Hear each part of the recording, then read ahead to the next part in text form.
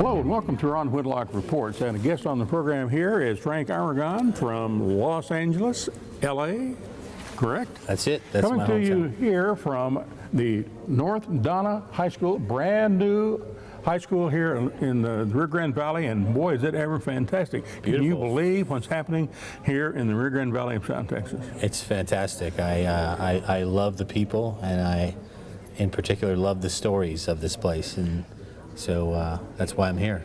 And the number one story that got your attention living and growing up out in Los Angeles, Santa Fe, Hollywood, was the 1961 Donna Redskins team that went all the way to state and won the state championship, the only one in the history of football here in the Rio Grande Valley in South Texas. Yeah, they say south of San Antonio, no team has won 50 years before them and 50 years since their win. So pretty special, 18 young men, Hispanic and white, pretty equal mix of players on the team. Wow. Only 18 guys that were poor,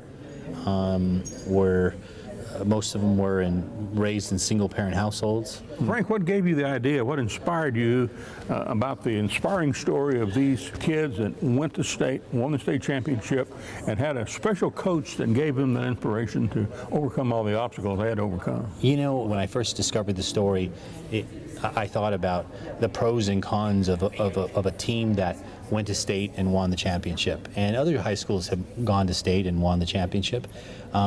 So I set up interviews with Richard Avila, one of the team's players. He's kind of like the mother hen of all the guys, keeps them all together, keeps an email list going, a contact list. And a man himself that became a coach because he was so inspired by his coach. Absolutely, and we sat down and I had them tell me their stories of how they were growing up and what it was like back in 1961 in the Rio Grande Valley. And their stories were spectacular. They were truly inspirational and motivational. These kids were poor kids, both Hispanic and white. There was the race class was an issue as to this was poverty, at that time in predominantly migrant farm workers on the Hispanic side. That's right. And even on the Anglo side, a good number of those kiddos were actually, in fact, members of migrant farmer families and moved here from other places when the crops wore out. So it was really migrant farmers working together with migrant farmers. Yes. Well, as I listened to their stories and what they told me, it kind of just grabbed me as a film producer. I said I want to tell this story, and so we started to do research. And in the process of doing the research, I found it. I said, I'm going to do a documentary. In doing the research for the feature, which we plan on doing in the future, we just got all this great footage from these interviews, and we said, let's do a documentary. Let's share this story nationally with the world, internationally. And let's build an audience for the future feature film so people can start learning about how inspirational these young men were. And that's what we've been doing. That's what we're here showing tonight. And your epiphany moment occurred on Sunday, and you pick up a book and you read, or somebody called you? No, absolutely. No. How did it come about? Actually, I was here in the Rio Grande Valley with a film that I had produced called Down for Life, starring Danny Glover, Kate Del Castillo, and Snoop Dogg. And we were using the Rio Grande Valley as a test market to promote the film. And the demographics fit the film. And I was here. I got a message on Facebook from a young man who went to Donna High School, and 3 paragraphs long and one Vimeo YouTube link to some black and white footage of some of their games with the Cherokee theme song. And I called him up and I said, are you a producer? Are you a writer? Are you a director? He said, nope, I'm just a student that went to Donna, and I thought you might like it and might want to tell this story.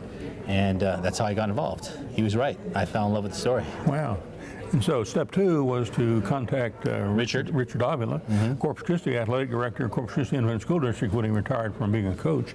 And his reaction when you called was, I don't believe this, I'm getting this call. No, actually, somebody had done a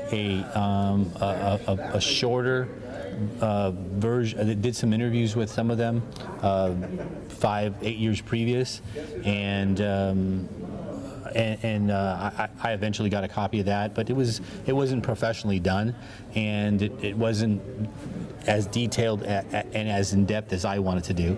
And I said, let's do this. Let's do this right. Let's make a film about your guys' life story. And they supported me and believed in me and let me run with the ball. You're talking about struggle and overcoming their daily life at home predominantly.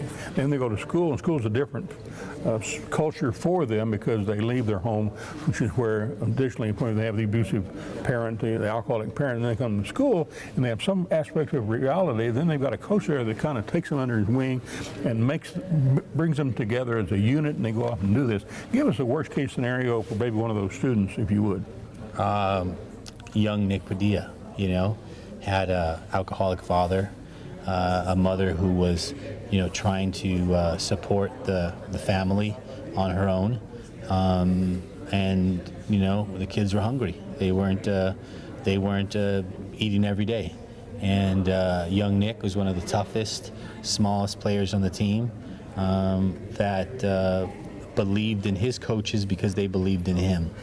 And in fact, started out low self-esteem, maybe. Yeah, and in fact, Wow. he will tell you that one of the most poignant memories of that year was when he got hurt in a game, and 2 days later, he's at his house recovering from those injuries, and Coach Scott and Coach Benny LaPratte go and visit him at his home, and it was kind of unheard of that an Anglo man would go into this Hispanic area.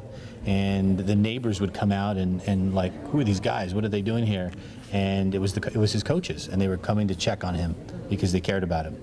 And he'll tell you himself that ever since then, he said, they believed in me, and I was going to work my butt off for them, and he did. In the valley at the time, really basically almost from McAllen to Harlingen, north of the tracks, was predominantly where the Mexican Americans lived, or the Mexicans, and the south side of the tracks, other than in Alamo, which was reversed. It was swapped in Alamo for some reason, but predominantly it was north of the tracks, south of the tracks to segregate, in reality, going to school up to high school at least, the Hispanics from the Anglos. Yes. Well, if you do some research, which I've been doing along with development into the story, and you find out that 2 years prior, schools were still segregated, and actually, in fact, in 1961, there were some junior highs that were still segregated at the time. Hispanics went to one school and whites went to another one, but they were now at the high school level. Both races were going to one school, and they were integrated at the high school level. Integrated at the high school level. That was valley-wide also. Yeah. So they created, which is quite interesting, because when some of the players, some of the boys will tell you about their love lives in high school, they'll tell you about how they had to have their white teammates go pick up their date, which was an Anglo girl, and vice versa. And vice versa. And vice versa. And then they would switch right before they got to the dance. Wow. Wow. So love how your love of your life changes in that situation, and you make it happen. Yeah. Regardless of what the other generation wants to make happen. Yeah.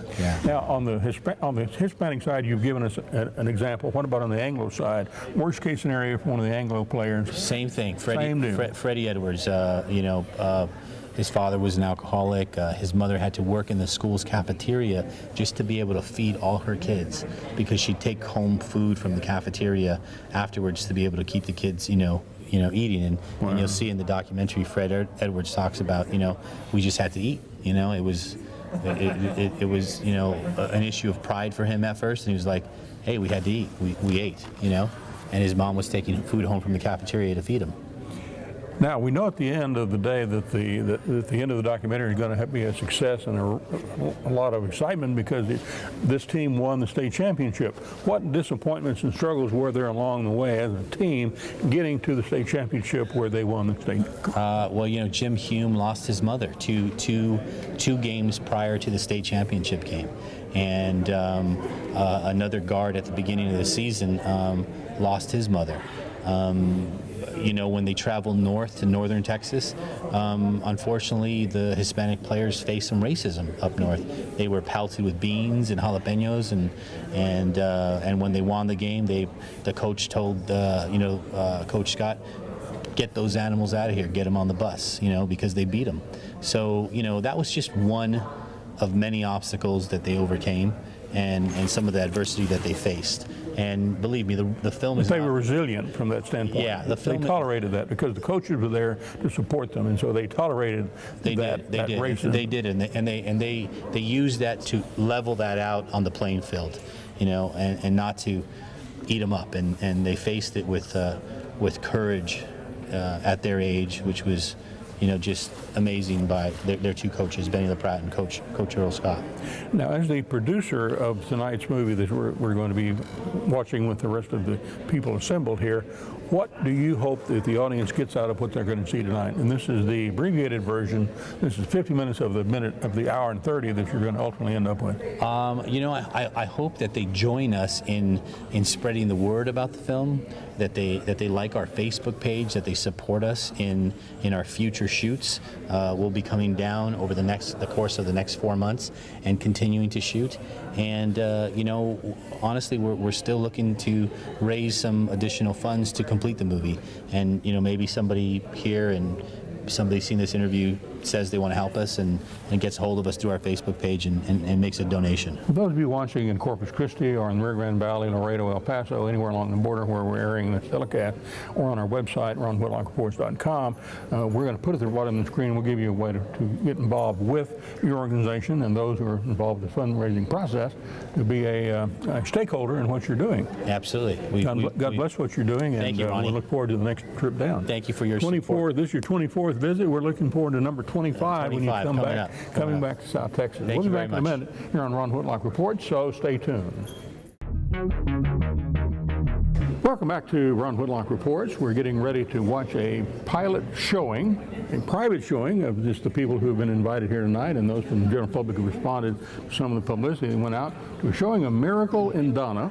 And that was the Donna Redskins, 1961, who went all the way to the state championship and brought home the trophy, the only one of any high school football program in South Texas, from San Antonio south to Brownsville, out to Laredo, including Corpus Christi, and I guess Victoria, all of them south of that line. So that's an extraordinary thing to have occurred in the history of South Texas. For whatever reason, we don't know. We're not going to go there. We're just going to talk about the fact that you're the fundraiser. So why should they invest in this effort? Main reason is films change the world. You take a look at something like Schindler's List, even Rocky for that matter. Rocky 1, the very first movie, was responsible for a 250% increase in tourism in Philadelphia. Films change the world. There are so many amazing stories about the Rio Grande Valley. It's teeming with stories, and these are stories that need to be told. This is an opportunity, a fantastic opportunity, to put the Rio Grande Valley on the world stage. This is the story to do it. This is the film to do it.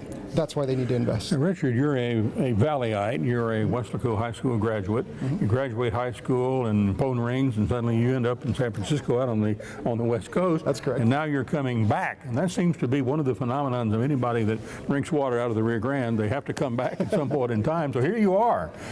You know that Tony Bennett song, I left my heart in San Francisco? I live in San Francisco, and I kind of got the opposite because I left my heart here in the Rio Grande Valley. So I have a passion for the Rio Grande Valley, and the opportunity to tell a story like this, I was going to jump on immediately. I live in the San Francisco area. I'm a software entrepreneur. And so one of the things I'm good at is getting projects off the ground and getting money for them. So Frank and I had dinner in San Francisco back in October, and I had some ideas that I thought might help him out. And he said, you know what, I need to have you on my team. And that's how it all happened.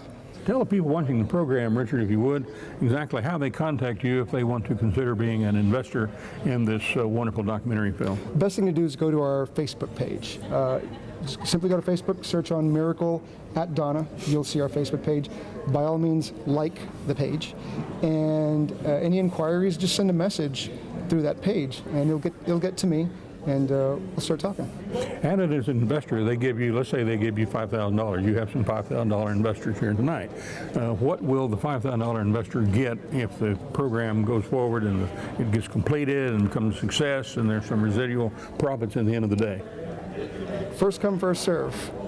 $5,000 will get you a 1961 replica of the helmet that's used in the movie. We have a few of those. That's definitely a keepsake. And you've gone back to a manufacturer who does it exactly according to the way it was built Yes. in 61. Long story short, they contacted the person who was responsible for ordering the helmets back in 1961. Wow. And he knew the exact specifications of the helmet. So all he had You're to talking do about a was, God thing? I'm sorry? You're talking about a God thing? Yeah. Yeah. And he just made that order with these specifications, and boom, it's done. Just like Wow, amazing. that. And again, first come, first serve for those donors, as well as, $5,000 level above, they get the helmet, and what else? and they get credit. They're listed in the credits of the film. Fantastic. Thank you, Richard, very much for appearing you, on the Ron. program. Appreciate it. Thank you for watching, and we'll be back in a moment here on Ron Whitlock Reports. So stay tuned. Hello, and welcome to Ron Whitlock Reports. We have 3 individuals on today's program, and they're 3 out of 14 individuals who have gone to a football game as a high school football squad and actually brought back to this region, Corpus Christi, Laredo, south to Brownsville, known as Greater South Texas, a state football high school trophy. Donna Redskins, 1963 was the year, and in particular, these guys, I'm standing right behind me, in a very august and small group, because there were how many, 18 at the time? 18. 18, 4 have passed on and gone home to be with the Lord, 14 left, and so we have 3 individuals who have actually gone out on the field, lifted that trophy, and brought it back to Greater South Texas to Donna. And who are you, what's your name, and what particular position did you play? My name is Nick Padilla, and I played halfback and both ways. Both ways. Defensive back and Wow. offensive back. And you have a nickname in those days? You have a nickname? You'd have to have a nickname when your name is Nick. Just Nick. Just Nick? That was Yeah, it? that was it. Yeah. A lot of challenges on that team. A lot of difficulties at home with alcoholic parents and that sort of thing. There was And a there lot was of some racism that this team had to go through with people throwing jalapenos and beans and so forth when you went outside the valley. That's But right. y'all came together in spite of all that and won, and you showed them how, didn't you? We sure did. Fantastic. Thank you for appearing on our program. Your name, sir, what position did you play in the 1961 Donna Redskins State Championship football squad? My name is Luz Pedraza, and I was a quarterback on that 61 team. Wow. And were you a good quarterback, obviously? Well, You called all the plays, or the coach I run don't- them on the field? I don't give myself a grade. I just go by what we accomplished on the field as a team. Wow, that's exactly what seemed to happen in that particular team. There was no, just like all the experts said, there was really no one star on the team in particular. Like a lot of cases, like we have today with Manziel, he's only one guy on the team, but he was the team for A&M. Well, you need all of them. You know, you need Yeah, all the exactly. players, and in some way they're going to contribute, and that's the way we approach things, and that's how come we came out on top, because we played for each other, not for individualism. And you played for Donna. And we played for the Donna Redskins. And your name, sir? My name's Richard Avila. I was defensive back with Nick. Nick was on one side and I was on the other side. Wow.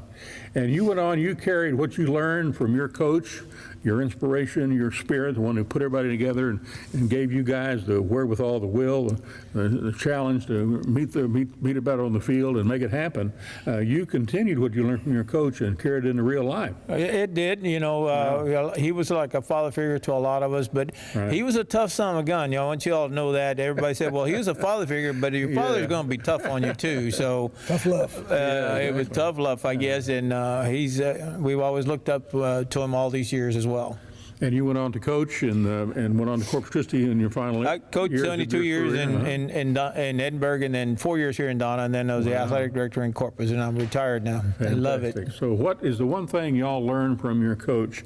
And then we'll let you get out of here because there's a lot of people that watch the Well, one thing he always stresses the academics first. If you didn't make the grades, he didn't want you out on the football field. So he stressed academics, and he stressed doing your job and doing it right and playing together. So and to never quit. So you look at all those things: academics, do your job, and never quit. You'll be all right in life.